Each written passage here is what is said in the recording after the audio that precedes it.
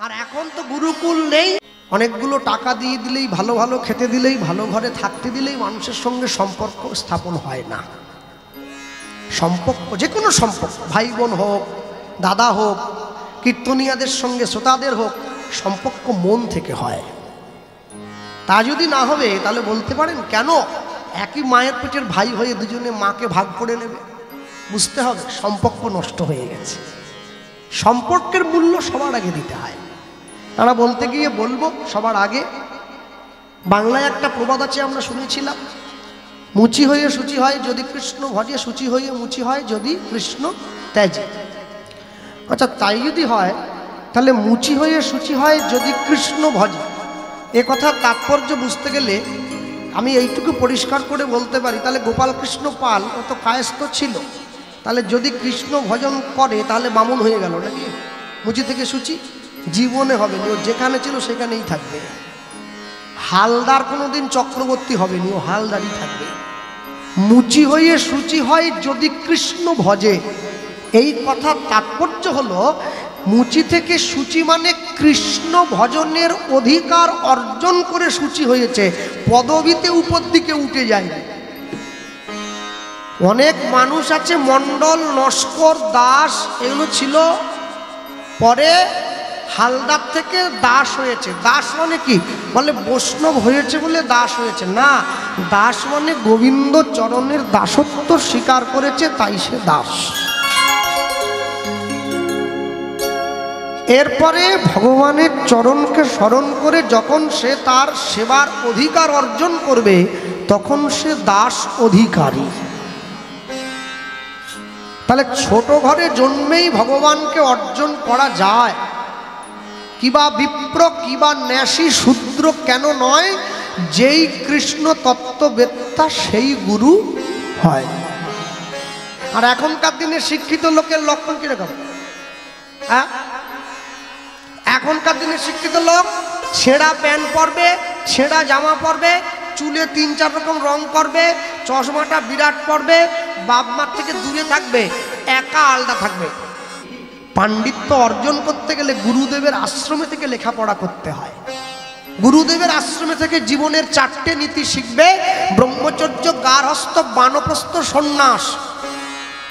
এই সময়টাকে, এই শিক্ষা ব্যবস্থাটাকে বলা হতো গুরুকুল। আর এখন তো গুরুকুল নেই, এখন এসে গিয়েছে স্কুল। গুরুকুল শেষ। আমি মুর্শিদাবাদে একটা আসরে কীর্তন করতে গিয়ে এক মুসলিম ভাই আমাকে বলেছিল, আচ্ছা কৃষ্ণবাবু, বলি বলুন, আচ্ছা আপনারা এই কপালে তিলক কেন কাটেন? তাহলে কি করে বলি তোমাকে ভাই? না না না, বলতে হবে। আসলে তো আপনি যেমন কালো পরেছেন, কেউ দেখি সাদা পরে, কেউ এরকম করে আর দিকে নিয়ে নেন, ব্যাপারটা কি? তাই আমি চিন্তা করলাম কি করে বলি।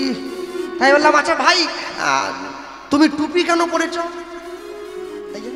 টুপি বলে, ও আপনি বুঝবেন না, ও অনেক ব্যাপার আছে, ও অনেক কিছু। তাহলে আমি যেমন এটা বুঝবো না, তুমিও তেমনি এটা বুঝবে না। অনেক ব্যাপার, অনেক ব্যাপার রে ভাই। তুমি যে কারণে টুপিটা পরেছ, আমি সেই কারণে তিলকটা পরেছি। মনে রাখবে, তিলক পরা মানে কেউ ছোট হয়ে যায় না। ও আমার দেশের মাটি, তোমার পরে ঠেকাই মাথা। হ্যাঁ, অস্ত্র যদি না ওঠাও রাষ্ট্র হারিয়ে ফেলবে, শাস্ত্র যদি না পড়ো ধর্ম হারিয়ে ফেলবে। আরে প্রদীপটা যদি না থাকে, বাতি থেকে কি হবে? আগে প্রদীপটাকে সংরক্ষণ করো। যদি ধর্মটাই না টেকে তাহলে জাতি থেকে কি করবে?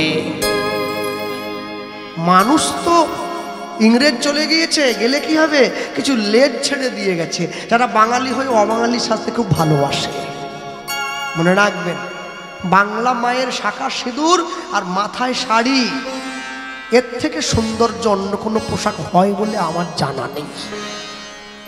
এর থেকে ভালো পোশাক কিছু হয় না জগতে। হ্যাঁ, কেন? সব সময়ের জন্য মানুষ হয়ে জন্ম নিয়ে, যারা সনাতন ধর্মে জন্ম নিয়েছ, কিছু হোক আর না হোক, জীবনে সদ্গুরু চরণ আশ্রয় করবে। একবার ভেবে দেখো, সদ্গুরু চরণ আশ্রয় করলে তুমি সবার আগে কি হবে? সৎ পথের দিশাটা পেয়ে যাবে। অসতের সোনা পাওয়া ভালো নয়, সতের লোহা বহন করা ভালো। ভক্তমণ্ডলী মায়েরা, এই যে নিয়ে গিয়ে যখন দাঁড়িয়েছে, গুরুদেব প্রেমানন্দকে বুকের মধ্যে জড়িয়ে ধরে বলছে, প্রেমানন্দ তুমি কি আমার আশ্রমে থাকবে? হ্যাঁ। আচ্ছা দেখো, আমার আশ্রমে থাকলে কিন্তু কাজ করতে বাবা। হ্যাঁ বলুন কি কাজ করব? তুমি এইটুকু ছেলে, তুমি কি করবে? ঘর মুছতে পারো? হ্যাঁ। বাসন মাজতে পারো? হ্যাঁ। কাপড় কাচতে পারো? হ্যাঁ। না, তোকে দিয়ে এত ভারী ভারী কাজগুলো করাতে আমার কেমন যেন একটু বিবেকে লেগে যায়। আচ্ছা একটা কাজ কর, একটা কাজ কর। কি কাজ? বলছিলাম কি ভিক্ষা করতে পারবি? হ্যাঁ দিন না, ভিক্ষার ঝুলিটা আমার দিন, আমি দেখাচ্ছি কিরকম ভিক্ষা করতে হয়। না বাবা, ভিক্ষা করতে বলেছি মানে এই নয় তুমি একবার তল্পি তল্পা নিয়ে একবারে বেরিয়ে চলি। ভিক্ষা তো অনেকেই করে, তাই যে অনেকে ভিক্ষা করে আসতে। গতকালকে আমাদের গান ছিল ঘটকপুকুর থেকে ভিতরে যেতে, যে বাবু গান দিচ্ছেন আমি যখন গিয়ে পৌঁছালাম তখন তিনি নেই, নগর কীর্তনে চলে গিয়েছে। আগের দিন নিশিপ্রহর কীর্তন হয়েছে, কালকে আমার কীর্তন হলো। তিনি আমাকে বললেন যে কৃষ্ণবাবু আমি ভিক্ষা করেছি আপনাকে আনবো বলে 3 মাস ধরে। দাবা মানে শুনুন, ভিক্ষা আমি করেছি, তবে নিজের জন্য কিছুটা করেছি। কেন জানেন? মানে কি বলে, ভিক্ষা করে সবার আগে নিজের অহংকারটাকে দূর করেছি। হ্যাঁ, আপনারে লয়ে বিব্রত রহিতে আসে নাই কেউ অবনী পরে, সকলের তরে সকলে আমরা, প্রত্যেকে আমরা পরের তরে।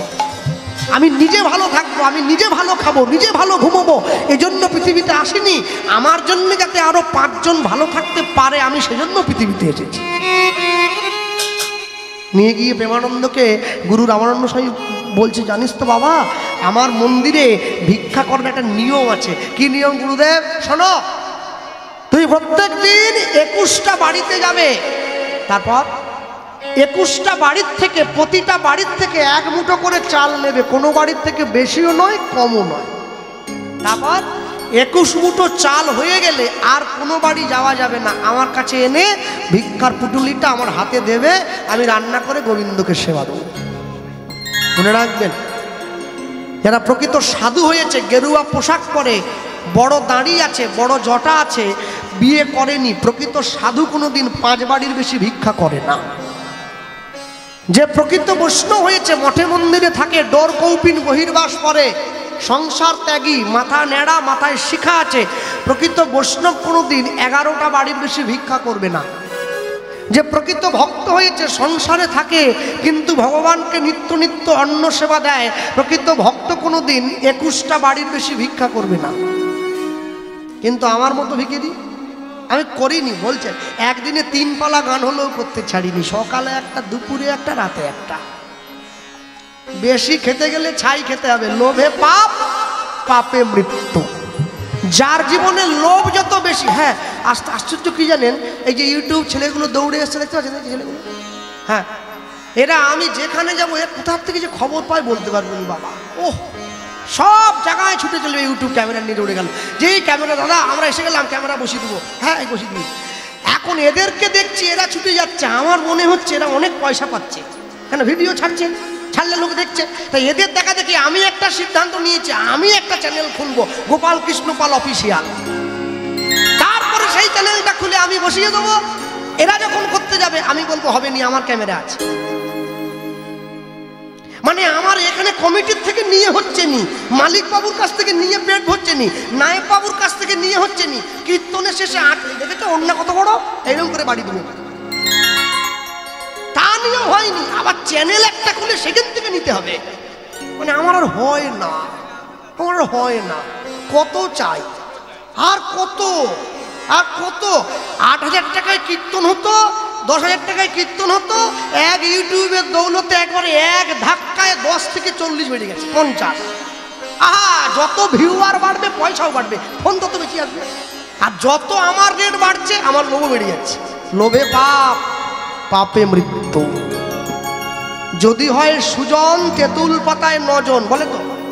ওর পরে আমি এক লাইন যোগ করেছি, যদি হয় দুর্জন মানে দুর্যোধন, তাহলে কচু পাতায় 1 জন। ওকে পুরো সম্পত্তি দিয়ে দিল, ওর কুলোয়নি, বলে আরো চাই।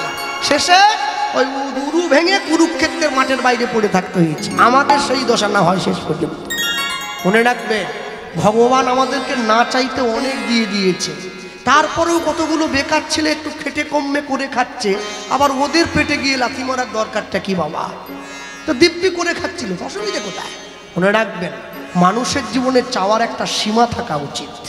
সীমা পেরিয়ে গেলে সবাইকে উচুট খেয়ে পড়তে হবে। প্রেমানন্দ ভিক্ষার ঝুলিটা কাঁধে নিয়ে নিয়েছে। গুরুদেব বলে দিয়েছে 21টা বাড়ির থেকে 1 মুঠোর বেশি ভিক্ষা নেওয়া যাবে না। ভিক্ষার ঝুলিটা কাঁধে নিয়ে ভিক্ষা করতে যায়। কি? আমার শ্রী গোবিন্দের সেবার তরে তোমরা ভিক্ষা দাও। উলুধ্বনি। আমার শ্রী গোবিন্দের সেবার তরে তোমরা ভিক্ষা দাও। শ্রী গোবিন্দের সেবার তরে তোমরা ভিক্ষা দাও। আমার শ্রী গোবিন্দের সেবার তরে তোমরা ভিক্ষা দাও। এরপরেও কি চ্যানেল খোলার দরকার ছিল বলে মনে হয়? এসে গেল। আমাদের গানের মুগ্ধ হয়ে আমাদের শালপুকুর অটো ইউনিয়নের পক্ষ থেকে আমাদের তরুণ মণ্ডল, শ্রী তরুণ মণ্ডল, তিনি ওনাকে 500 টাকা উপহার দিলেন। নিতাই গৌর প্রেমানন্দে হরিব। শ্রী গোবিন্দের সেবার তরে তোমরা ভিক্ষা দাও। শ্রী গোবিন্দের সেবার তরে তোমরা ভিক্ষা দাও।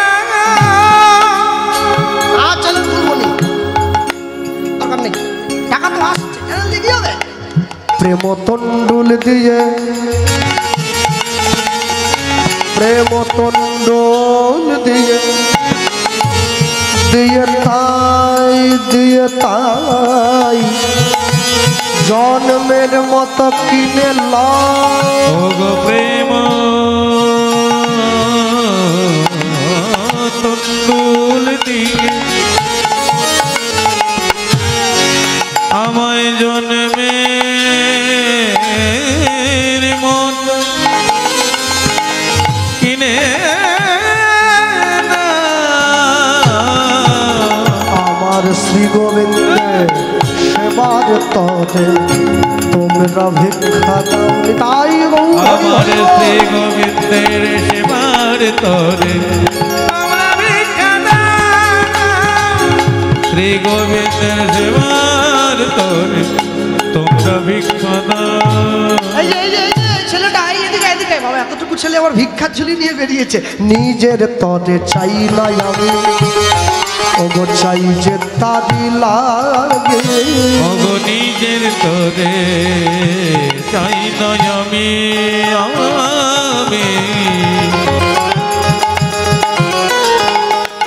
ওগো চাই যে তার লাগে।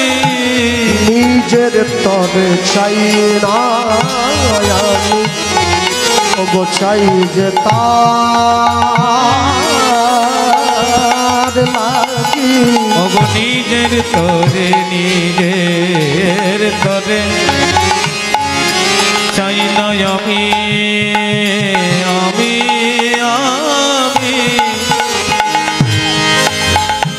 নিজের তরে চাই না আমি, চাই যে তার লাগি। বড়য়ে কাঙাল তাই বারে তাই বারে ও গো বড় কাঙাল তাই বারে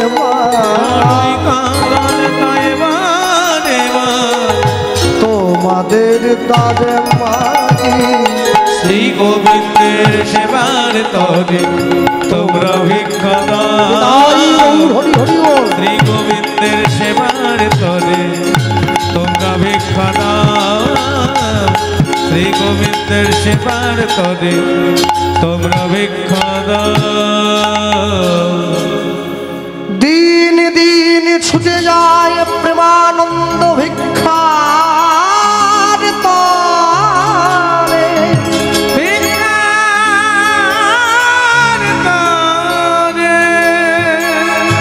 প্রতি ঘরে ঘরে গিয়া গোবিন্দের তরে ভিক্ষা করে। গোবিন্দের তরে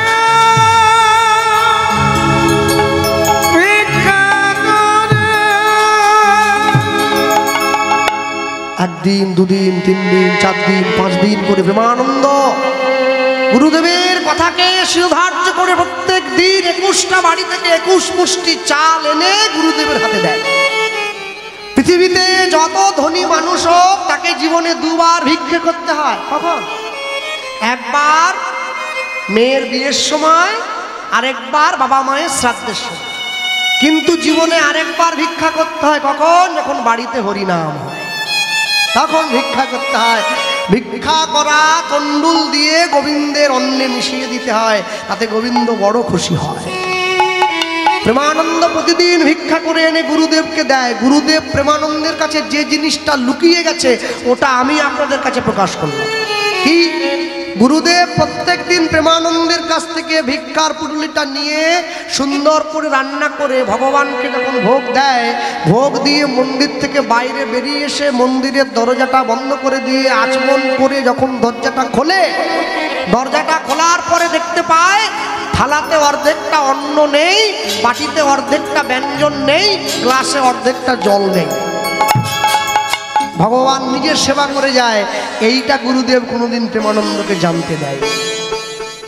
আজকে ভগবান মনে মনে চিন্তা করলো, আমি একটু পরীক্ষা করব কতটা ভালোবাসো আমার।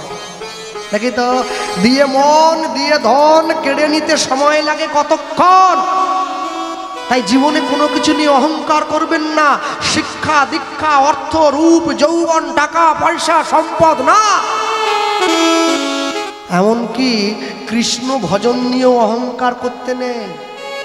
এই যে আপনি কার্তিক মাসে প্রত্যেকদিন কত মালা করতেন? বলে আমি তো 10,000, আমি 1 লাখ। আপনারটা চলবে না। এই যে বললেন না পাঠ করে, এই যে বলে দিলেন, যতটা বললেন 1 ধাপ নিচে নেমে গেলেন। একে ভজনীয় অহংকার বলা হয়। খুব সাবধান, খুব সাবধান। কোনো বিষয় নিয়ে অহংকার নয়। জীবনে যত সহজ থাকবেন তত সুখী হবেন, আর যত উপর থেকে উঠতে চাইবেন পড়ে যাওয়ার ভয় তত বেশি। পড়ে গেলে হাত পা ভেঙে যাবে। হ্যাঁ, ওই জন্য বলা হয়েছে সাধু সাবধান, চোর সাবধান নয়, চিটিংবাজ সাবধান নয়, সাধু সাবধান। ভক্তমণ্ডলী মায়ের, আজকে প্রেমানন্দ সকালবেলায় ভিক্ষার ঝুলিটা কাঁধে নিয়ে ভিক্ষা করার জন্য যখন বেরিয়েছে, হঠাৎ করে আকাশের পশ্চিম কোণায় একটা কালো মেঘ উঠে দিল। আস্তে আস্তে করে সেই কালো মেঘে পুরো আকাশটা ভরে গেল। ঝম ঝম করে বজ্র বিদ্যুৎ সহকারে বৃষ্টি নেমে এসেছে। প্রেমানন্দ গুরুদেবের কাছে গিয়ে বলছে, গুরুদেব এত জোর বৃষ্টি হচ্ছে, আমি ভিক্ষায় যাব কি করে? প্রেমানন্দ, বাবা একটু কষ্ট করে যা বাবা, আমার গোবিন্দ না খেয়ে থাকবে, তুই কি চাস? বেশ, আমি যাব। প্রেমানন্দ ওই প্রচন্ড বৃষ্টিতে মানুষের দরজায় দরজায় ঢুকছে, মানুষের দরজায় টোকা দিচ্ছে, কেউ আছো? আমায় একটু ভিক্ষা দাও। আমি প্রেমানন্দ, রামানন্দ স্বামীর আশ্রম থেকে আমি এসেছি। বাড়ির ভেতর থেকে বলে উঠছে, প্রেমানন্দ আজকে নয় কালকে আসিস বাবা, আজকে প্রচন্ড বৃষ্টি, কেউ বেরোতে পারছে না বাড়ির থেকে। গ্রামের পর গ্রাম ঘুরে যাচ্ছে, এক মুঠো ভিক্ষা কেউ দেয়নি। প্রেমানন্দ মনে মনে ভাবছে, যদি 21টা বাড়ি না হয়, যদি 2টো বাড়ির থেকেও কেউ কিছু দেয়, অন্তত আমরা না খেয়ে থাকলেও ভগবানকে দিতে পারবো। আর এই হাঁটতে হাঁটতে হাঁটতে হাঁটতে কম করে অনেকগুলো গ্রাম পেরিয়ে চলে গিয়েছে, জমিদারের বাড়ির পাশ দিয়ে চলে যাচ্ছে। আর এমন সময় প্রেমানন্দ দেখতে পাচ্ছে এক জমিদার গৃহিণী, সে বাড়ির বারান্দায় বসে বৃষ্টির শোভা দর্শন করতেছিল। আর সে যেই প্রেমানন্দকে দেখতে পেয়েছে, ওই মা, ওই জমিদারের গৃহিণী প্রেমানন্দকে ডাক দিয়েছে, এই যে ছেলেটা, এই কে রে, এদিকে এদিকে এদিকে।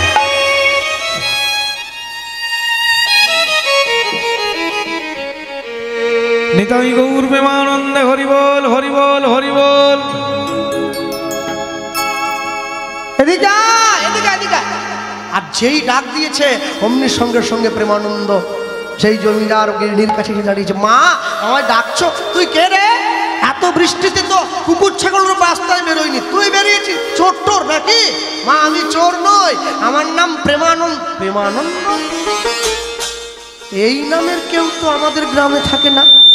হ্যাঁ রে বাবা, তুই এই বৃষ্টি ঝড়ের মধ্যে কোথায় যাচ্ছিস? কোথায় কোথায় ঘুরে বেড়াচ্ছিস? আগে আমি রামানন্দ স্বামীর আশ্রমে থাকি, আমি রামানন্দ স্বামীর শিষ্য। চমকে উঠল, তুই রামানন্দ স্বামীর শিষ্য জমিদার গৃহিণী ছুটে ঘরের বাইরে চলে গিয়েছে। প্রেমানন্দের হাত ধরে ঘরের মধ্যে নিয়ে গিয়ে নিজের শুকনো কাপড়টা দিয়ে প্রেমানন্দের মাথাটা মুছিয়ে দিচ্ছে। কি রে বাবা, হ্যাঁ তুই রামানন্দ স্বামীর শিষ্য, আগে তো বলবি, তুই কোথায় বেরিয়েছিস? মা, আমার গুরুদেবের নিয়ম আছে, আমরা প্রত্যেক দিন গুরুদেবের আশ্রমে ভিক্ষা করে নিয়ে যাই। তো কি হয়েছে? আজকে তো ভিক্ষার জন্য বেরিয়েছিলাম মা, তা আমার গুরুদেব আমাকে বলে দিয়েছে একটা বাড়ির থেকে এক মুঠোর বেশি চাল নিতে না। 21টা বাড়ির থেকে আমি 21 মুঠো চাল নিয়ে গিয়ে গুরুদেবের হাতে দেই, গুরুদেব সেই চালটা দিয়ে গোবিন্দকে সেবা দেয়। কিন্তু দেখো মা, আজকে এত বৃষ্টি তো কেউ দরজা খুলে আমাকে এক মুঠো ভিক্ষা দিল না। বোকা ছেলে, আমার কাছে আয়। জমিদার ঘরণী প্রেমানন্দকে বুকে জড়িয়ে বলছে, বাবা আচ্ছা 21টা বাড়ির থেকে 21 মুঠো চাল ভিক্ষা করে তুই নিয়ে আসিস প্রত্যেক দিন, তা বাবা বলতো আজকে তুই ভিক্ষা পাসনি, তোকে আমি যদি 21 মুঠো চাল দিয়ে দিই? হবে না, আমার গুরুদেব বলেছে একটা বাড়ির থেকে এক মুঠো চালের বেশি নিতে পারবো না, আর তুমি 21 মুঠো দিলে আমি আমার গুরুদেবকে গিয়ে কি বলবো? পাগল ছেলে, চাপ। তুই অনেক দূরে এসেছিস, গুরুদেবকে বলবি কেন? না যদি বলিস তো জানতেই পারবে না গুরুদেব। নে নে নে নে নে নে নে ভিক্ষার ঝুলিটা বাড়াতো। জমিদার গৃহিণী একটা সুন্দর সোনার থালায় করে এক মুঠো করে 21 মুঠো চাল নিয়েছে। শুধু তাই নয়, 2-3 মুঠো বেশিও দিয়েছে। একদম মাপে কি আর দেওয়া যায়? 2-3 মুঠো বেশিও দিয়েছে। আর দিয়ে প্রেমানন্দের ভিক্ষার ঝুলিটা প্রেমানন্দ বাড়িয়ে রয়েছে, ওই ভিক্ষার ঝুলির কাছে নিয়ে আসছে। এই যে মায়েরা বসে আছেন, বাবারা আছেন, বাড়িতে ভিখিরি এলে ভিক্ষা দেন, আপনারা মনে রাখবেন একাদশীর দিন ভিক্ষা দিতে নেয়, খুব সাবধান। একাদশীতে ভিক্ষা দেবেন না, বিশেষ করে অন্ন বলুন চাল বলুন, এ ভিক্ষা তো একদমই দেওয়া যাবে না। আর দ্বাদশীর দিন যদি পারেন কাউকে ডেকে বাড়িতে ভগবানের প্রসাদ সেবা করাবেন, একাদশীতে ভিক্ষা নয়। প্রেমানন্দ ভিক্ষার ঝুলিটা পেতে রেখেছে, আর জমিদার গৃহিণী ওগো থালা ভর্তি করে ভিক্ষা আনিয়া যে দিল, থালা ভর্তি ভিক্ষা আনিয়া যে দিল, থালা ভর্তি করে ভিক্ষা আনিয়া যে দিল, থালা ভর্তি ভিক্ষা আনিয়া যে দিল। প্রেমানন্দ আনন্দেতে গ্রহণ করিল, প্রেমানন্দ আনন্দেতে গ্রহণ করিল, প্রেমানন্দ আনন্দেতে গ্রহণ করিল, প্রেমানন্দ আনন্দেতে গ্রহণ করিল। ভুলিয়া যে গেল তখন গুরুর বচন, ভুলিয়া যে গেল তখন গুরুর বচন, ভুলিয়া যে গেল তখন গুরুর বচন, ভুলিয়া যে গেল তখন গুরুর বচন। ভিজিতে ভিজিতে আইলা আশ্রমে তখন, ভিজিতে ভিজিতে আইলা আশ্রমে তখন, ওগো ভিজিতে ভিজিতে আইলা আশ্রমে তখন, ভিজিতে ভিজিতে আইলা আশ্রমে তখন। আনন্দ আনন্দ আনন্দ আনন্দ ফিরে এলো প্রেমানন্দ, আনন্দ আনন্দ ফিরে এলো প্রেমানন্দ, হরি হরি হরি বলে ফিরে এলে প্রেমানন্দ, হরি হরি হরি বলে ফিরে এলো প্রেমানন্দ, হরি হরি হরি বলে ফিরে এলো আনন্দ আনন্দ আনন্দ আনন্দ। ভিজিতে ভিজিতে আইলা আশ্রমে তখন, ভিজিতে ভিজিতে আইলা আশ্রমে তখন, ভিজিতে ভিজিতে আইলা আশ্রমে তখন। গুরুদেব এই যে আমি এসে গিয়েছি, প্রেমানন্দ আয় আমার কাছে, আমার কাছে আয়, আয় বাবা আয় আয় আয়। ছুটে গিয়ে গুরুদেব প্রেমানন্দের দেখি বাবা, দেখি দেখি দেখি দেখি ভিক্ষা পেট, হ্যাঁ এই যে নিন, আমি অনেক দূর থেকে অনেক কষ্ট করে দে বাবা দে ভিক্ষার ঝুলি। ভিক্ষার ঝুলিটা প্রেমানন্দ যেই রামানন্দ স্বামীর হাতে দিয়েছে, কি রে প্রেমানন্দ, প্রত্যেক দিন 21 মুঠো চালে ভিক্ষার ঝুলিটা যতটা ভারী হয় আজ একটু বেশি ভারী মনে হচ্ছে না? গুরুদেব জিজ্ঞাসা, গুরুদেব না না বৃষ্টির জন্য চালটা ভিজে গিয়েছে বেশি হয়। ও হ্যাঁ ঠিক বৃষ্টি হচ্ছে, রে বাবা যা তুই স্নান করে আন্নিকটা সেরে নে, আমি যতক্ষণ চালটা ভালো করে ধুয়ে গোবিন্দের জন্য। গুরুদেব প্রত্যেক দিন 21 মুঠো চাল ধোয়ার জন্য একটা কুটুরি ব্যবহার করে, যাতে করে চাল ধোয়া হয়। আমাদের মেদিনীপুরের দিকে ওটাকে টোকা বলে, টোকা। এইটুকু টিনের একটা গামলা থাকে না, ওটা ফুটো ফুটো ফুটো ফুটো জলটা বেরোবার জন্য টোকা বলে। হ্যাঁ ভালো কথায় কুটুরি বলে। প্রেমানন্দ নিয়ে গিয়ে গুরুদেবের হাতে চালটা দেওয়া মাত্র গুরুদেব নিয়ে গিয়ে যখন সেই কুটুরির মধ্যে ঢেলে দিয়েছে, প্রত্যেক দিন কুটুরিটা যতটা ভর্তি হয় আজকে তার থেকে অধিক ভর্তি হয়ে গেছে। পুরো কুটুরিটা ভর্তি হয়েও চাল বাইরে পড়ে যাচ্ছে। তা তা প্রেমানন্দ গুরুদেব ডাক দিয়েছে। আগে গুরুদেব, তা বাবা এ কেমন চাল বাবা? 21 মুঠো চালে তো কোনোদিন কুটুরি ভর্তি হয় না, আজ তো ভরে গেছে।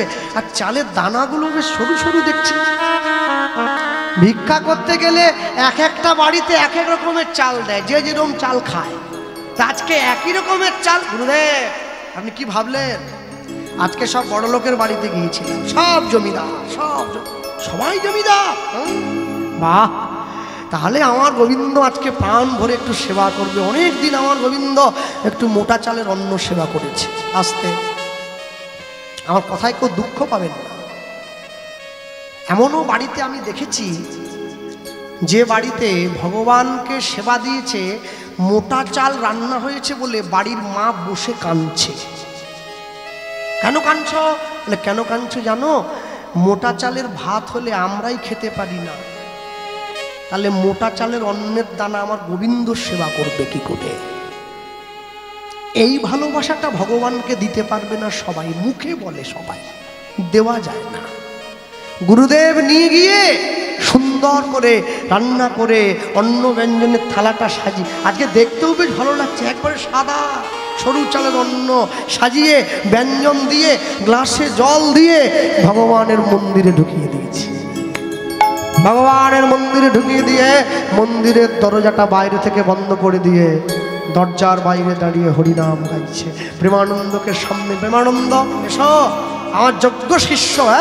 গুরু মিলে লাখে লাখে শিষ্য মিলে এক, আর শিষ্য মিলে লাখে লাখে গুরু মিলে এক। নিয়ে গিয়ে যখন দাঁড়িয়েছে প্রেমানন্দ আর গুরুদেব, দরজাটা বন্ধ করে দিয়েছে। আর দরজার বাইরে বসে কৃষ্ণ নামের মালা গেথে, কৃষ্ণ নামের মালা গেথে, কৃষ্ণ নামের মালা গেথে, কৃষ্ণ নামের মালা গেথে, গলায় পরে না রাধা নাম, সাধাবাসীর সুর ভরে না।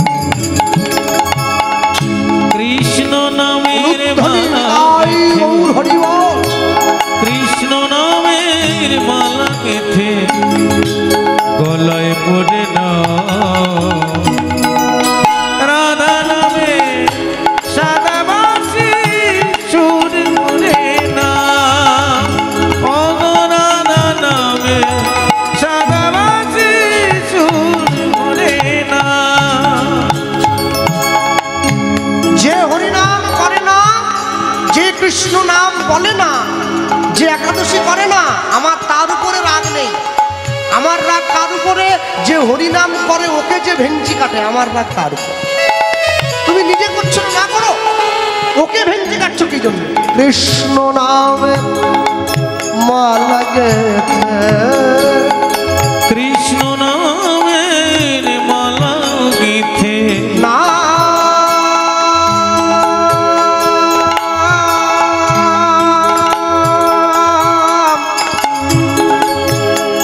গাহনা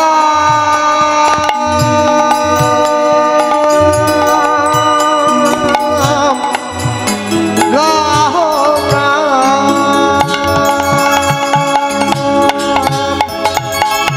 কৃষ্ণ নামে মালা গেথে, কৃষ্ণ নামের মালা গেথে, গলায় পরে না রাধা নামে সাদাবাসী তাই গৌর হরি সুর ভরে না।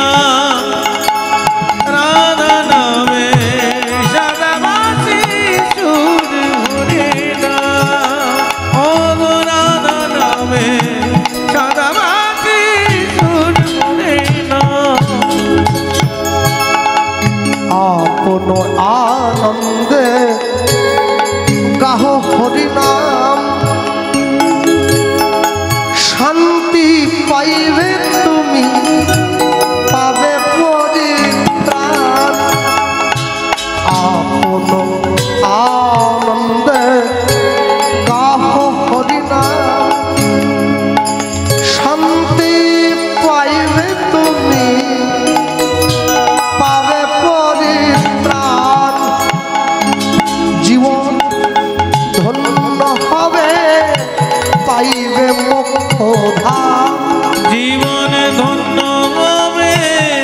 পাইবে মুখ্য তোমার জীবন ধন্য হবে পাইবে মোক্ষ ধাম।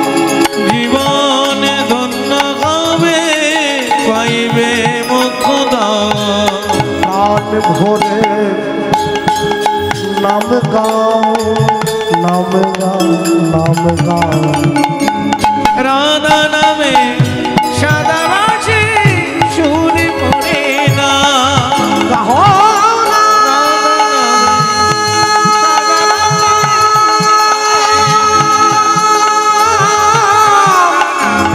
সাদা বাসি শুনে পড়ে গাও না। সাদা বাসি গাও গাও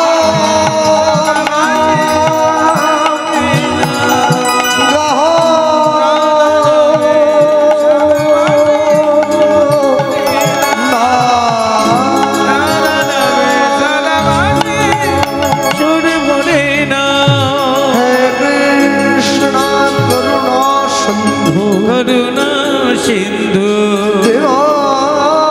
বন্ধু জগৎ পতে জগৎপতে গোবেশ গোপিকাবন্দ্য রাধাকান্তে নমস্তে। রাধা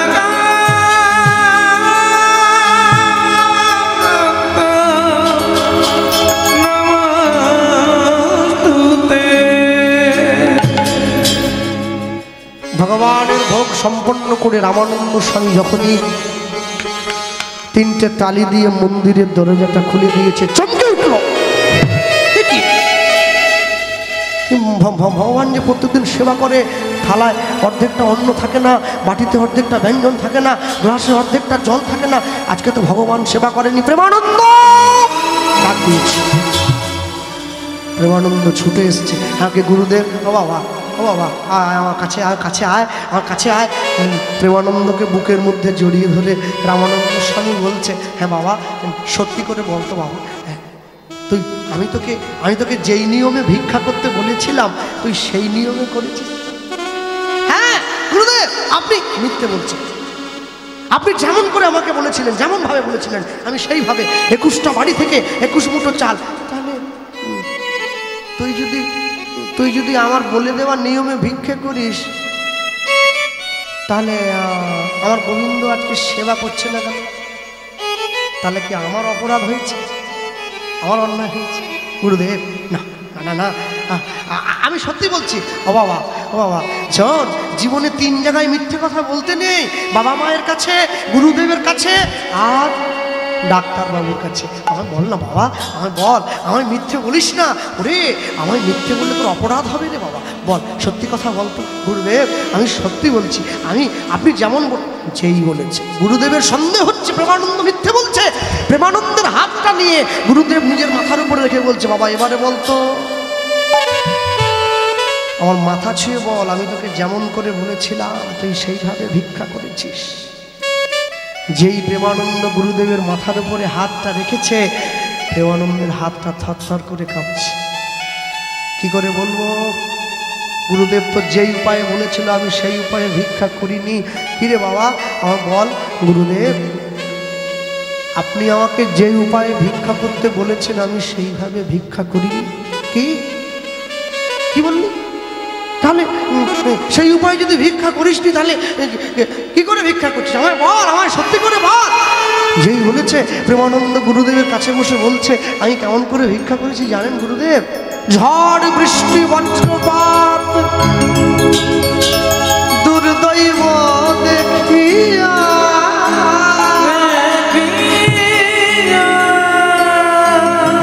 কেহ না দিল যে ভিক্ষা, কেহ সবাই দিল ফিরাইয়া, সবে দিল এক ঘর হইতে আমি অন্ন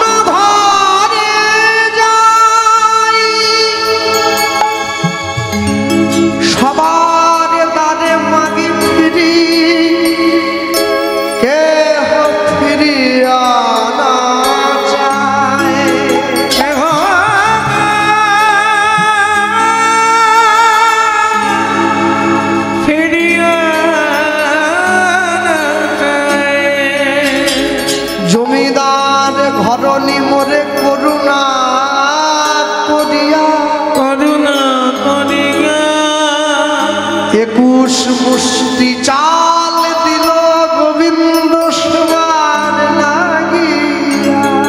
গোবিন্দ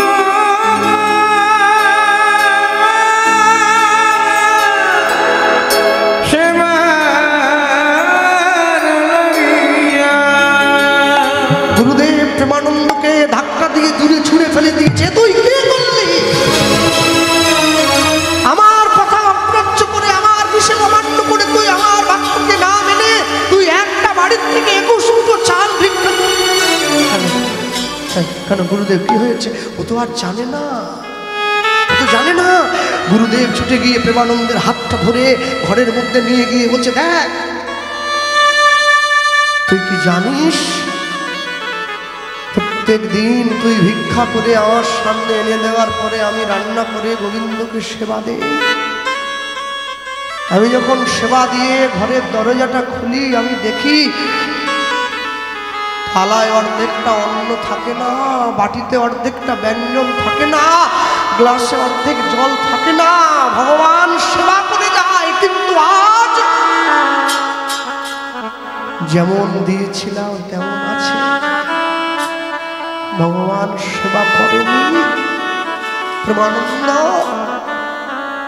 রামানন্দ স্বামী করে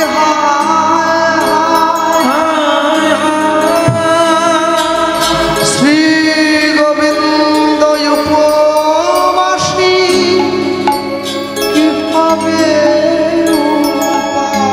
শ্রী গোবিন্দ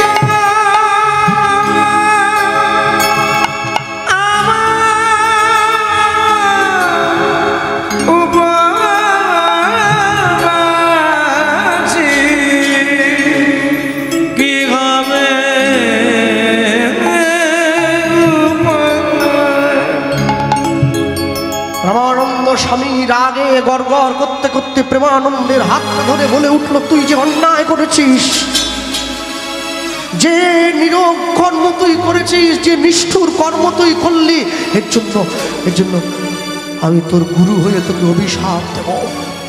অভিশাপ দিলাম, এই ঘোর অপরাধে নিচ কুলে যাইবা, আজ হতে কৃষ্ণ সেবায় বঞ্চিত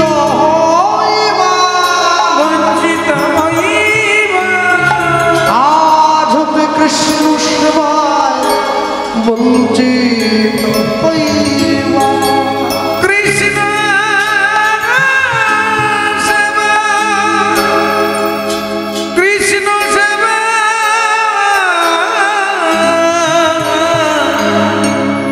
বঞ্চিত হইবা। প্রেমানন্দ ছুটে গিয়ে গুরুদেবের চরণটা জড়িয়ে ধরেছে। গুরুদেব, আমার অন্যায় হয়ে গেছে, অন্যায় হয়ে গেছে, কিন্তু আপনি বিশ্বাস করুন, আমি নিজের জন্য ভিক্ষা করিনি, আমি আমি আমি আমি আমি নিজে খাবো বলে ভিক্ষা করিনি, আমি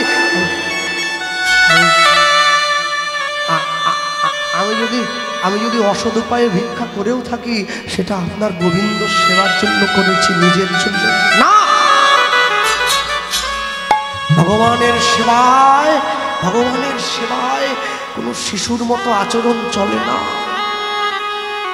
গুরু সেবা আবেগে হয়, কৃষ্ণ সেবা সাবধানে করতে হয়। ছুটে গিয়ে প্রেমানন্দ গুরুদেবের চরণটা জড়িয়ে ধরেছে। গুরুদেব, আমি নিচু কুলে যাই, আমি নিচু ঘরে যাই, আমার দুঃখ নেই, কিন্তু আপনি আমাকে চরণ ছাড়া করবেন না। আপনার চরণ ছাড়া হয়ে গেলে আমি জীবনে কি নিয়ে থাকবো? এখনই চরণটা জড়িয়ে ধরেছে। রামানন্দ স্বামী চিৎকার করে বলে উঠলো, প্রেমানন্দ পাটা ছাড়, আমি তোকে বলছি পা ছেড়ে দে, আমার পা ধরবি না, তুই এই অধিকার হারিয়েছিস। অনেক করে বলার পর যখন প্রেমানন্দ পাটা ছাড়ছে না, গুরুদেব নিজের কাঠের খড়মটা দিয়ে প্রেমানন্দের পৃষ্ঠে আঘাত করছে। পা ছাড়, পাটা ছাড়। বারবার ধরে আঘাত করার পর প্রেমানন্দের পিঠটা কেটে গিয়ে দরদর করে রক্ত গড়িয়ে পড়ছে। প্রচন্ড দুঃখ ও যন্ত্রণায় কাত হয়ে প্রেমানন্দ গুরুদেবের চরণটা ছেড়ে দিয়েছে। দূর হয়ে যা, তোর মুখ আমি দেখতে চাই না। যা, আজ হতে তোর মতো শিষ্যের সঙ্গ আমি পরিত্যাগ করলাম, চলে যা। ওই মুখটা নিয়ে আমার সামনে দাঁড়াবি না। গুরুদেব, গোবিন্দ সেবার জন্য ভিক্ষা করে এনেছি বলে আপনি আমাকে তাড়িয়ে দিচ্ছেন? আমি নিজের জন্য আনিনি, আমি ভগবানের না, আমি কোনো অসৎ শিষ্যের গুরু হব না। দুষ্ট গরুর থেকে শূন্য গোয়াল আমার অনেক ভালো। তুই যা, চলে যা, দূর হয়ে যা। আর সব তোর ওই পাপ মুখটা নিয়ে আমার কাছে দাঁড়াবি না, তোর ওই পাপ মুখটা নিয়ে আমার কাছে আসবি না। প্রেমানন্দ কাঁদতে কাঁদতে গঙ্গার পাড়ে এসে দাঁড়িয়ে মনে মনে চিন্তা করছে, আমার গুরুদেব আমাকে তাড়িয়ে দিয়েছে, আমি কোন মুখ নিয়ে আমার বাবা মায়ের কাছে গিয়ে দাঁড়াবো? হ্যাঁ, আমি কোন মুখ নিয়ে দাঁড়াবো আমার বাবা মায়ের কাছে? আমি গিয়ে কি বলবো? আমি আমি অন্যায় করেছি বলে গুরুদেব এই যে আমায় মেরেছে, এই যে খড়ম দিয়ে মেরেছে আর আমাকে তাড়িয়ে দিয়েছে, আমি বাড়ি ফিরে যাব না। আমি গঙ্গার জলে ঝাঁপ দিয়ে প্রাণ বিসর্জন দেব। প্রেমানন্দ সিদ্ধান্ত নিয়েছে, নিজের পিঠে রক্ত দিয়ে বুকের উপরে লিখছে জয় গুরু রামানন্দ। গঙ্গার জল হাতে নিয়ে প্রতিজ্ঞা করছে, গুরুদেবের চরণের উদ্দেশ্যে বলে উঠল, শোনো গুরুদেব, আজ আমি চলে যাচ্ছি, কিন্তু আমি যে কুলে জন্মাই, যে ঘরে জন্মাই, তোমার মুখ না দেখা পর্যন্ত আমি চোখ মেলে চাইব না। তুমি আমার কর্ণমূলে মন্ত্র না দেওয়া পর্যন্ত আমি মাতৃস্তন দুগ্ধ পান করব না। আর আমি যে ঘরেই যাই, যে কুলে যাই না কেন, তুমি আমায় যে খড়ম দিয়ে আঘাত করেছ, এই খড়মের চিহ্ন আমার পরবর্তী জীবনেও আমার পিঠে থাকবে। আমি চলে যাই,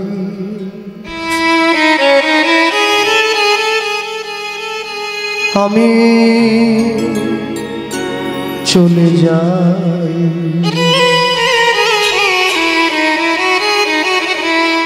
আমি চলে যাই, আমি চলে যাই,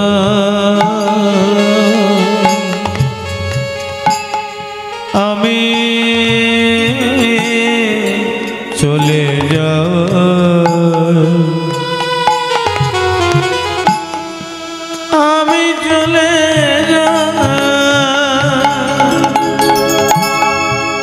আমি চলে যাই, আমি চলে যাই,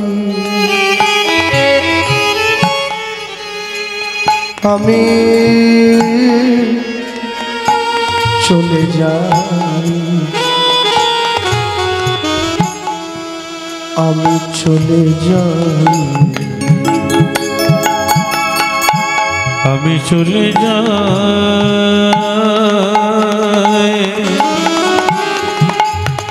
আমি